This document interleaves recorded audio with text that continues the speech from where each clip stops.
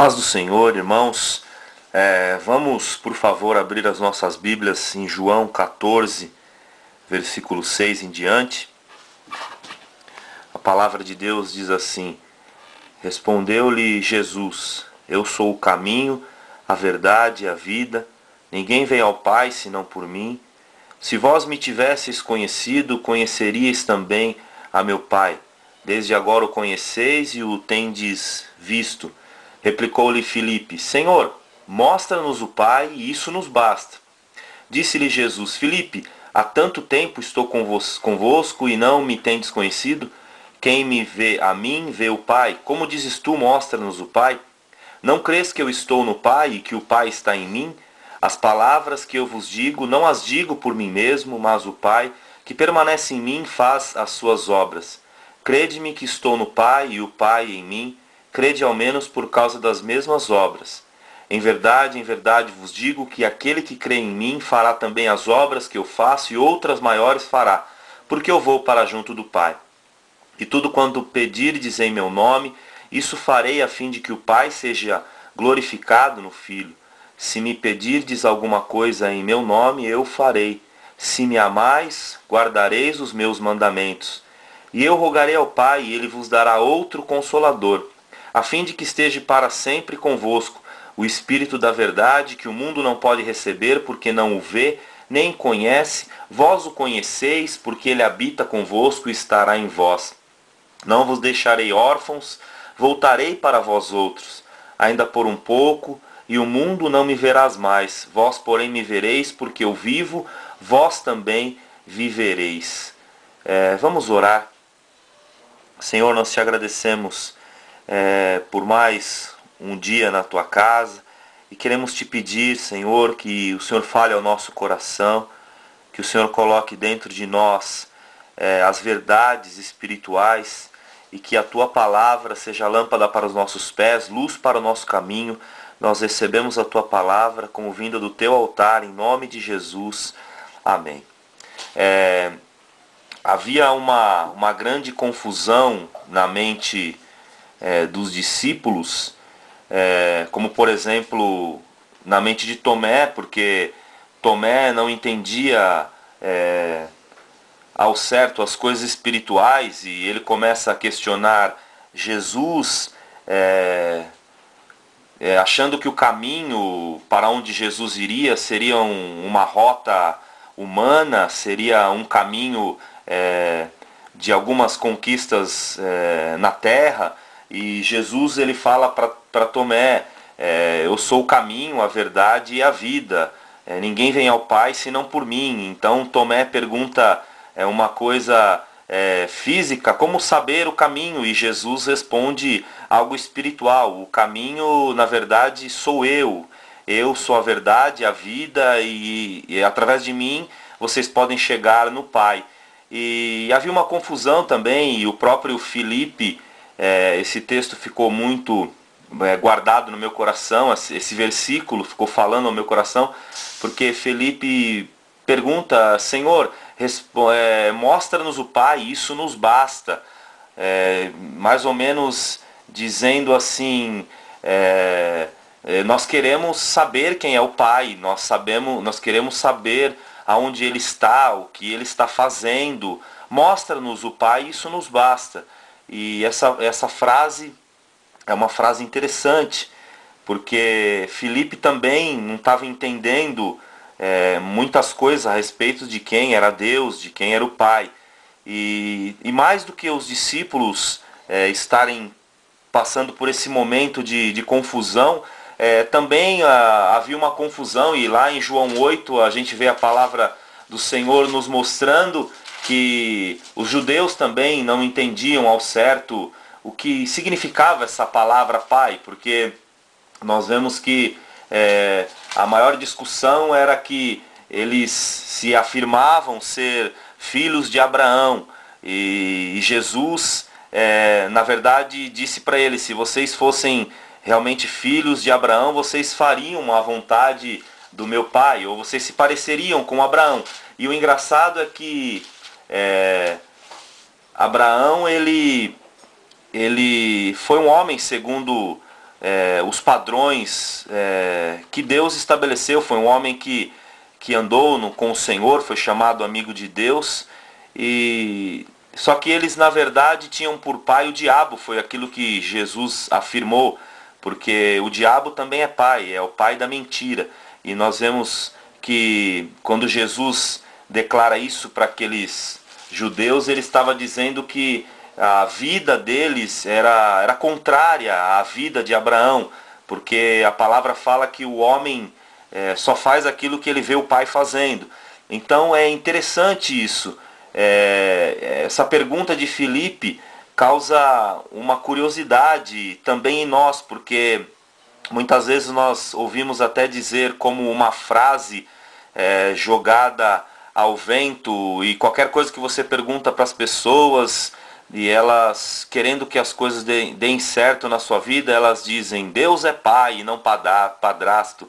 Então é engraçado como que as pessoas e o mundo ele lidar com esse sentimento de pai, de eu tenho o meu pai, e as pessoas às vezes não entendem na verdade o que é ter o pai que Jesus estava mostrando. E eu acho que esse era o grande anseio de Filipe.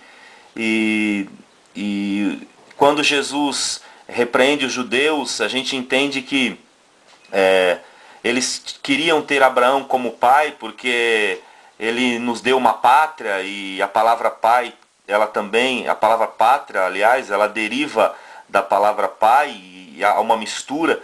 E então eles queriam uma pátria, eles não queriam alguém para se relacionar. E eu acho que nesses dias, talvez a pergunta de Filipe fosse uma pergunta que todos nós temos a tendência de fazer: onde está o meu pai? Onde está o meu Deus? E a gente tem que tomar alguns cuidados. E eu quero compartilhar com vocês algumas coisas que eu acho que nós temos que tomar cuidado. A primeira é que as informações e o convívio que tivemos com o nosso pai terreno influenciam na nossa relação com o nosso pai celestial. Por que eu estava pensando nisso? Porque muitas vezes existe uma figura da troca de bênção, onde eu sou obediente, onde eu faço por merecer, e o meu pai ele me dá as coisas.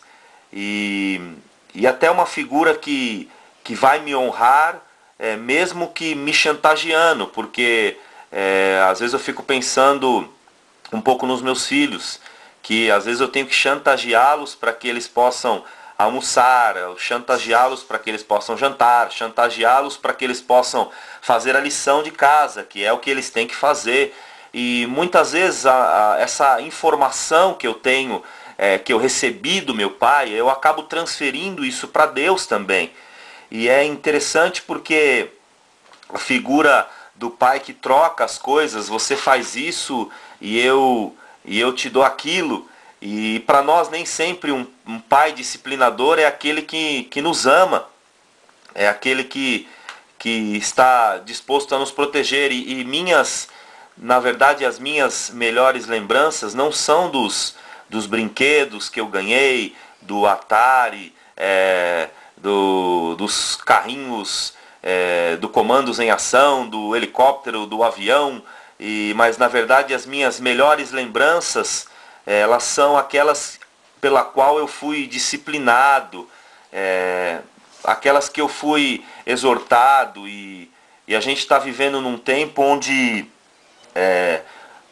muitas coisas se perdem.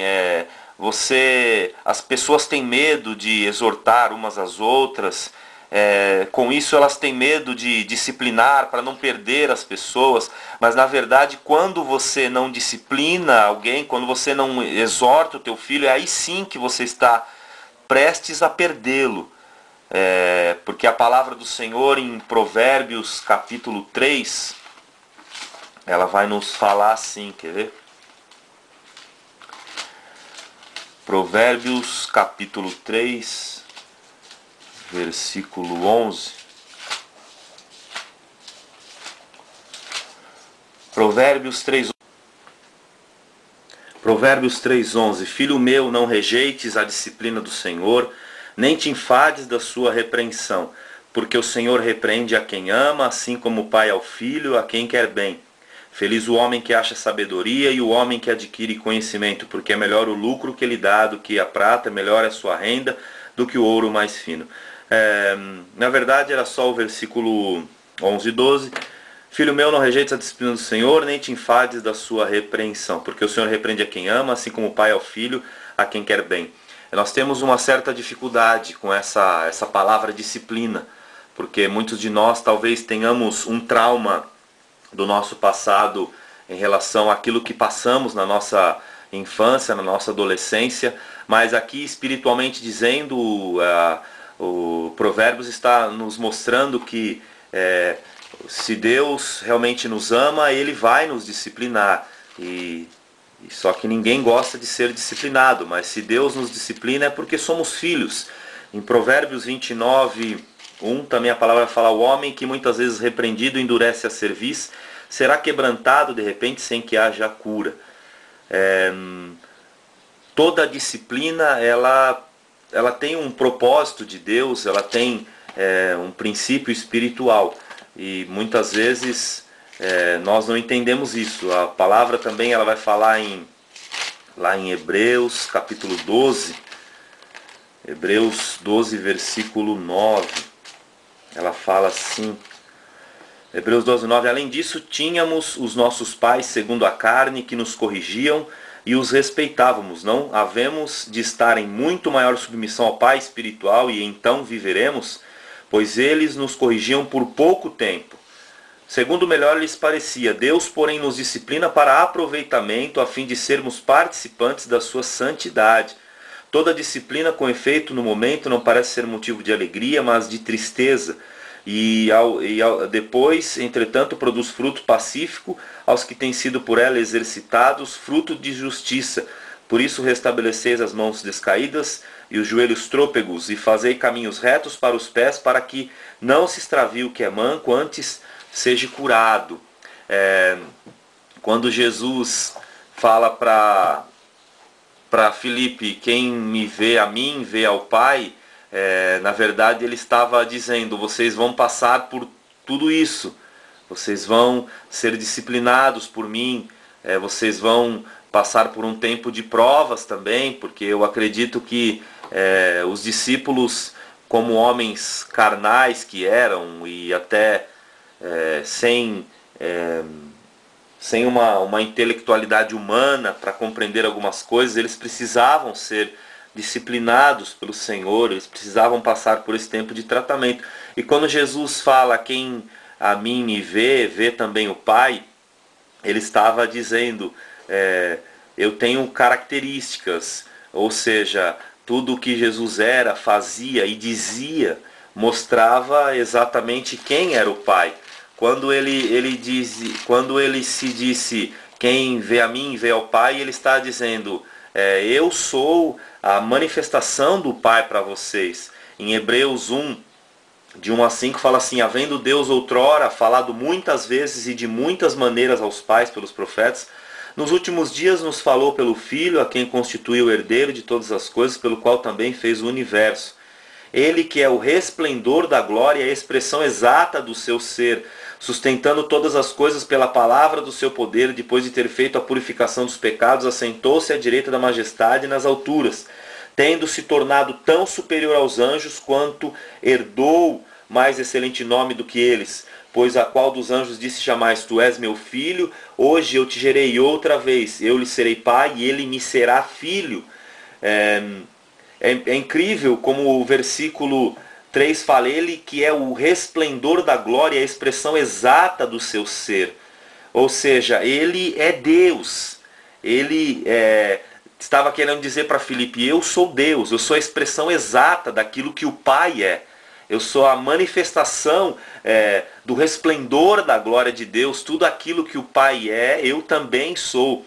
E Jesus estava querendo dizer também para Filipe: aquilo que eu faço manifesta também quem eu sou e que o Pai está em mim. É incrível porque Jesus ele estava revelando aos discípulos quem era o Pai. E em João, no capítulo 5, no versículo... João 5, versículo 17, ele vai dizer assim: mas ele lhes disse, meu Pai trabalha até agora e eu também trabalho. Ou seja, Jesus, ele estava fazendo o trabalho do Pai aqui na terra. Então, por isso tínhamos como... os discípulos tinham que perceber isso, que entender essas verdades. E até o próprio Jesus, ele declara: se vocês não creem em mim, mas pelo menos creiam nas obras que eu tenho feito, através do poder do Pai. Então, Jesus não somente era a manifestação do Pai, mas ele também fazia a obra do Pai. Em um dos versículos da palavra ele diz: a minha comida e a minha bebida consiste em fazer a vontade do meu Pai. Então ele fazia, e ele também dizia, mas também cumpria, porque em João 15, no versículo 9, olha o que Jesus ele fala a respeito do Pai e de si mesmo. João 15, versículo 9. Como o Pai me amou, também eu vos amei, permanecei no meu amor. Ou seja, o mesmo sentimento que o Pai tinha por ele transmitiu para os discípulos, ele tem transmitido para as nossas vidas. Só que mesmo assim, as coisas às vezes não parecem tão claras para nós nos dias de hoje, porque mesmo assim nós às vezes temos a impressão de que esse Pai, ele não está tão presente. E o que Jesus queria passar para os discípulos era: quem cresce em Jesus veria o Pai, mas também teria o Pai e seria como o Pai, porque em Mateus 5:48, ser como o Pai significaria ter uma regra a se cumprir, porque a palavra ela fala: sede perfeitos como perfeito é o vosso Pai. Então sejam perfeitos, imitem a Ele, pratiquem a vontade dele, sejam como ele. E eu achei alguns nomes associados ao Pai, por exemplo, Pai Celestial, Mateus 6:26, onde a palavra fala que o vosso Pai Celestial sustenta as aves do céu, ele sustenta todas as coisas, para não andarmos ansiosos. Por que ele é chamado de Pai Celestial? Porque ele está acima de tudo, ele está acima de todos, ele está no céu. O Pai Celestial, o Pai do céu, porque ele sustenta todas as coisas. Mas mesmo assim ele não está distante de nós, ele só está no céu porque ele controla todas as coisas. E o próprio Jesus ele fala para os discípulos: eu vou para o Pai, vou preparar um lugar para vocês. Também nesse lar celestial. Então isso nos dá uma impressão de que Deus ele é celestial, mas ele criou filhos para estar com ele também. E eu achei Pai dos órfãos, Salmo 68:5. O Salmo 27:10 também fala: se o teu pai e tua mãe te desampararem, eu, Senhor, te acolherei. Por que ele é Pai dos órfãos? Porque ele pega aquele que ninguém quer, aquele que é desprezado, aquele que é abandonado, e ele se transforma em pai desses órfãos. Ele se intitula Pai dos órfãos. Ele também é chamado Pai da eternidade. Lá em Isaías 9:6 fala que um menino nos nasceu, um filho se nos deu. Seu nome será Maravilhoso Conselheiro, Deus Forte, Príncipe da Paz e Pai da eternidade. Se nós fôssemos entender isso na dimensão espiritual do Senhor, a gente entenderia que a eternidade ela está dentro do coração do homem. E quando Deus forma o homem, é como se ele desse o nome do homem eternidade. E aí perguntam assim: quem é o nome dessa pessoa chamada eternidade? E alguém responde: ele é o Pai da eternidade, ele que é o Pai da eternidade. Ou seja, nós somos criados por Deus para sermos eternos. É verdade que ou a pessoa passa a eternidade no inferno, ou ela passa a eternidade com o Senhor, que é o Pai Celestial. Mas nós temos que voltar o nosso coração a esse sentimento que somos. esse sentimento que somos eternos. E eu acredito que, infelizmente, as pessoas nos dias de hoje têm perdido muito o sentimento de que nós não vamos morar aqui para sempre, que então nós saímos correndo atrás das coisas materiais, nós corremos atrás da nossa vida, das nossas coisas, de fazer, de realizar, e nos esquecemos que temos um Pai da eternidade que manifestou o seu amor através de Jesus Cristo exatamente para nos resgatar e nos levar para a eternidade. Que esse é o maior papel da igreja, mostrar que há um reino eterno, que há um Pai da eternidade, que é aquele que espera, aguarda os seus filhos, a redenção, a manifestação do seu amor. Então nós não podemos perder isso como foco. Ele é o Pai da eternidade. Ele também é o Pai nosso, porque em Mateus 6,9 a palavra do Senhor fala: Pai nosso que estás no céu, santificado seja o vosso nome. Por que ele é Pai nosso e não o meu Pai, simplesmente o meu, num sentido único da palavra? Ele é Pai nosso porque ele tem outros filhos. E tudo que ele faz não é pensando apenas em uma pessoa. Muitas vezes nós vamos entender isso mais para frente, mas nós oramos pedindo as coisas para nós, pedindo as coisas para mim mesmo, querendo e desejando as coisas para mim mesmo, e dizemos: o meu ministério, o meu carro, o meu chamado, a minha igreja, e nós muitas vezes tomamos todas as coisas para mim, e também de uma forma errada queremos tomar Deus somente para nós. Mas Jesus ensinou, é Pai nosso, é o Pai que ele veio para salvar, ele veio de uma forma muito grande, por sua multiforme graça, ele veio transformar o homem, e por isso ele é chamado de Pai nosso. Em João 15,1 também fala que o meu Pai é o agricultor. Jesus falando: eu sou a videira verdadeira, vós sois os ramos, mas meu Pai é o agricultor. Ou seja, Deus é o agricultor, é aquele que prepara a terra, é aquele que sabe o tempo certo de jogar a semente, é aquele que rega a terra a tempo, a fora de tempo, com chuva serôdia, temporã, é aquele que cuida da nossa vida como um agricultor. Ele sabe aquilo que precisamos, ele sabe o momento certo pelo qual estamos passando, e ele é o agricultor. E isso é maravilhoso de a gente entender, porque todas as coisas foram feitas através dele, por ele. E quando Jesus fala que ele é o agricultor, ele está dizendo: há um tempo para a semente dentro do coração de vocês crescer, dar frutos, e isso nós nunca podemos perder de foco, que é um tempo para todas as coisas na nossa vida. E ele também é o Pai das luzes, porque Tiago 1,17, a palavra do Senhor vai nos mostrar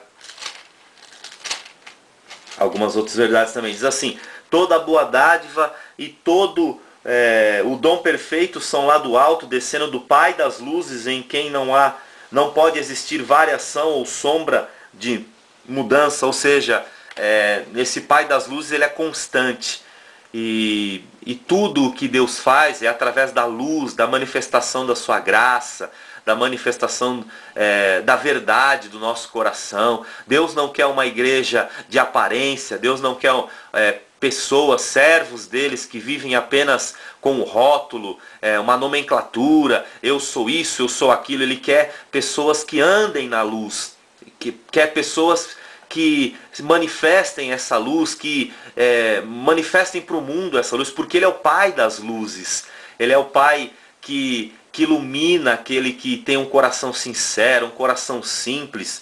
Nós estávamos orando na sexta-feira e abrindo o nosso coração ao Senhor, e Deus mostrou ao nosso coração uma palavra que está em Isaías 66, que fala assim. Isaías 66, só um minuto. Assim diz o Senhor: o céu é o meu trono e a terra o estrado dos meus pés. Que casa me edificarei vós, e qual é o lugar do meu repouso? porque a minha mão fez todas essas coisas e todas vieram a existir, diz o Senhor. Mas o homem para quem olharei é este, o aflito e abatido de espírito e quem treme da minha palavra.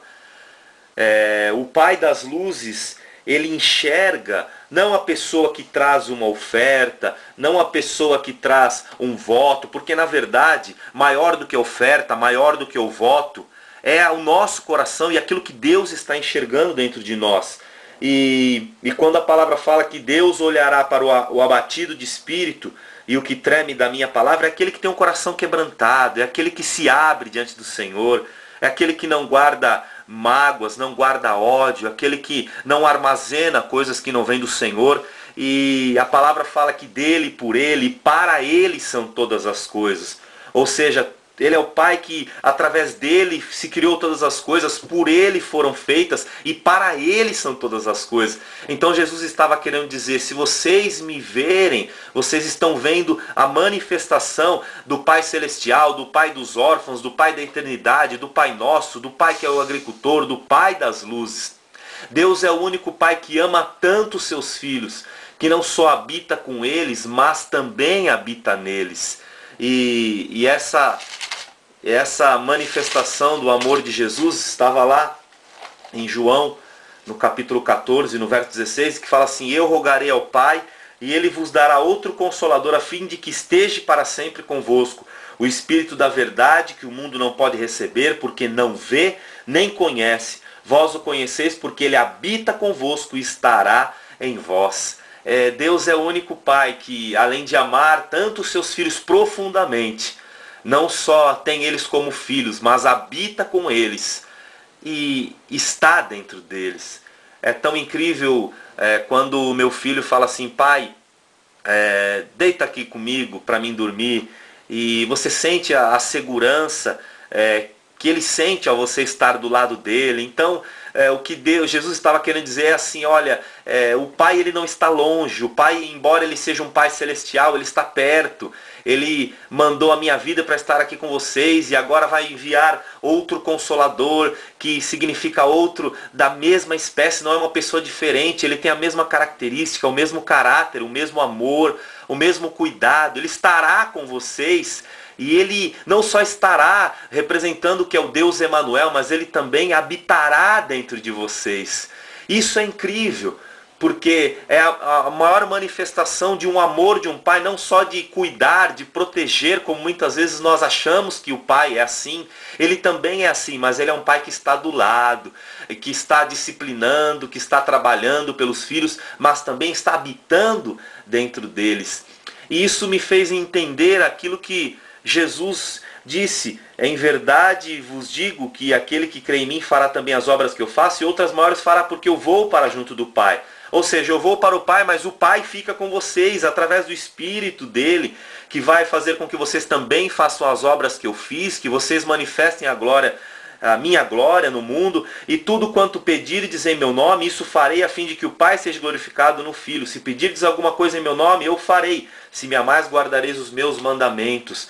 Às vezes nós achamos que orar e usar o nome de Jesus é como se fosse declarar uma palavra mágica, bim, salabim, bim, bim, ou abra-te de sésamo. Não é nada disso. É você orar tendo o mesmo sentimento que Jesus tem, tendo o mesmo sentimento que o Pai tem. Ou seja, na verdade você pede aquilo que o Pai está pedindo através de você, ou através do Espírito Santo que habita em você. Por isso que agora você não só sabe como pedir, você sabe como falar, como sentir, como se mover. Então o Pai não parece longe, ele está cada vez mais perto, porque ele deu o Espírito Santo ao nosso coração. Também nos ajuda a pedir, nos ajuda a caminhar, nos dá força, e está conosco e para sempre estará. Em João 14:13 fala, e tudo quanto pedirdes em meu nome, isso farei, a fim de que o Pai seja glorificado no Filho. Deus vai ser glorificado na tua vida, na minha vida, mas também em Jesus Cristo, porque em Jesus Cristo são todas as coisas que através dele foram manifestas. E no Salmo 103:13, a palavra do Senhor diz assim: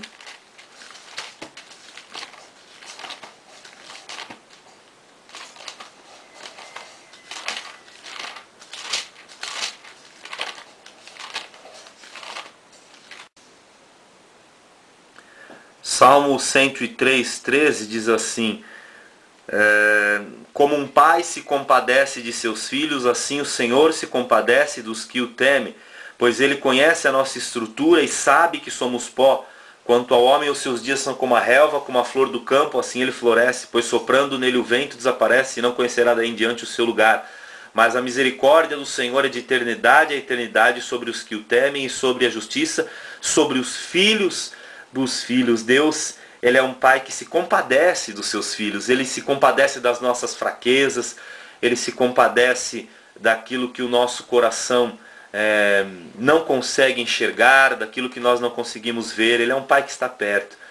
E para encerrar, eu lembrei da passagem de Lucas 15, muito conhecida de todos nós, que fala sobre o filho pródigo, onde ele sai da casa do pai, levando a parte que lhe cabia. E no versículo Lucas 15:18 fala assim: levantar-me-ei, irei ter com meu pai, e lhe direi: pai, pequei contra o céu e diante de ti, já não sou digno de ser chamado teu filho, trata-me como um dos teus trabalhadores. E levantando-se foi para seu pai. Vinha ele ainda quando seu pai o avistou, e compadecido dele, correndo, o abraçou e beijou. E o filho lhe disse: pai, pequei contra o céu diante de ti, já não sou digno de ser chamado teu filho. E o pai, porém, disse aos seus servos: trazei depressa a melhor roupa, vestiu, põe-lhe um anel no dedo e sandálias nos pés.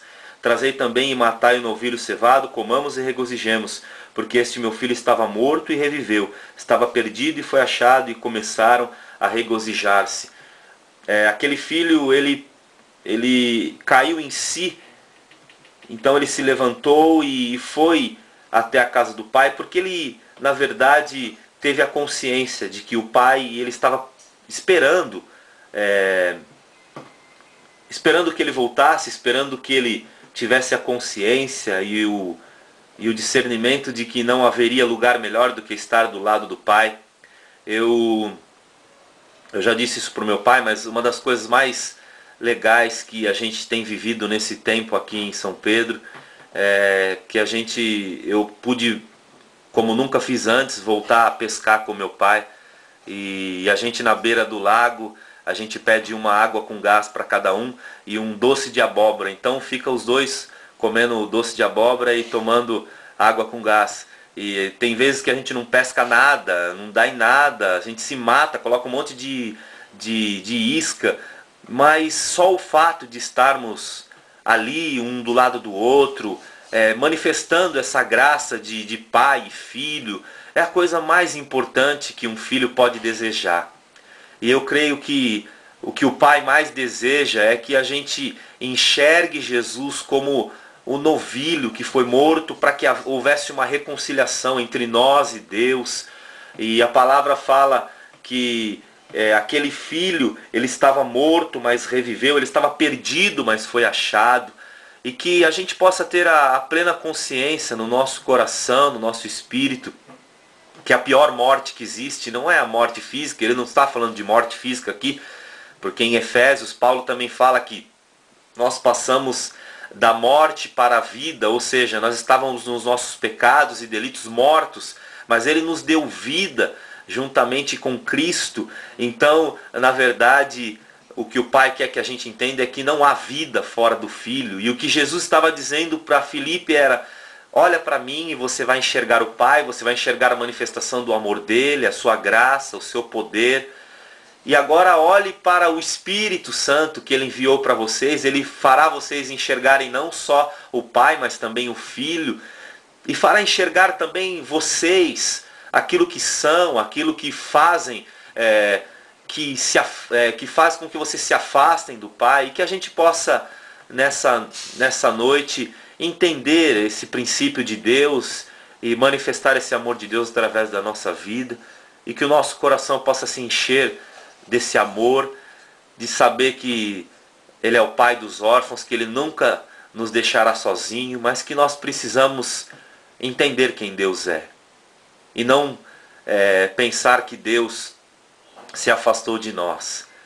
Eu estava meditando e o Senhor falou ao meu coração que talvez o nosso Pai físico, carnal, nunca nos mandou uma carta.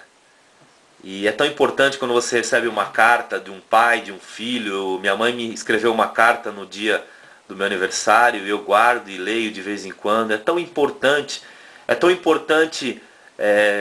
mas talvez se você não tenha recebido isso do teu pai terreno, saiba que o pai celestial, ele te deixou um monte de cartas para você ler, ele deixou a palavra dele, a graça dele, o amor dele está sobre a tua vida, e que você ande se contentando com o amor do pai, sabendo que ele não vai te dar nada porque você o chantageou, ou nada porque você foi bonzinho e você merece agora no Natal um presente. Ele não é o Papai Noel, ele é o Pai do céu, ele é o Senhor dos senhores que te ama e que deu o seu Filho Jesus Cristo para viver, morrer por nós, mas para nos dar vida eterna. Esse é o Pai que nós temos. Vamos orar. Senhor, eu quero te pedir nessa noite que a tua palavra fale ao coração dos teus filhos, que o Senhor manifeste a tua graça, o teu amor, que a gente possa viver aquilo que Isaías declara: desde a antiguidade não se viu e não se ouviu um Deus que trabalha por aqueles que nele esperam. Nós não temos o Senhor apenas como Deus, mas o Senhor enviou a nós o teu Espírito Santo, pelo qual clamamos Abba Pai, que significa Paizinho querido. E nós te pedimos nessa noite, Paizinho querido, manifesta o teu amor sobre os nossos corações, para que a gente não se esqueça das tuas verdades, para que a gente não esqueça que o Senhor é o Pai celestial, que o Senhor é Pai dos órfãos, o Pai da eternidade, que o Senhor é o Pai nosso, que o Senhor é o Pai das luzes, que ao olharmos pela fé para Jesus Cristo, nós possamos enxergar o Senhor e ter a revelação que Pedro teve, declarando que o Senhor é o Filho do Deus vivo, o Deus que está vivo, o Deus que se manifesta como Pai, como protetor, mas também como amigo, também como aquele que nos disciplina, que nos corrige, que nos mostra o caminho. Por isso nós te pedimos nessa noite, nos exorta, nos dá a tua graça, o teu amor, Senhor. Cuida da nossa vida, Senhor. Nós nos colocamos debaixo da tua autoridade e declaramos que somos teus filhos.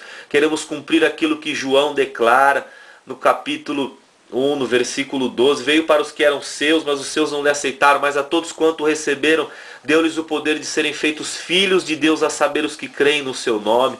Nós cremos em ti, Jesus, e recebemos o Senhor, e declaramos que recebemos o poder de sermos feitos filhos de Deus, e enxergarmos o poder desse Pai celestial. Nós enxergamos o Pai, e isso realmente nos basta. Em nome de Jesus. Amém e amém.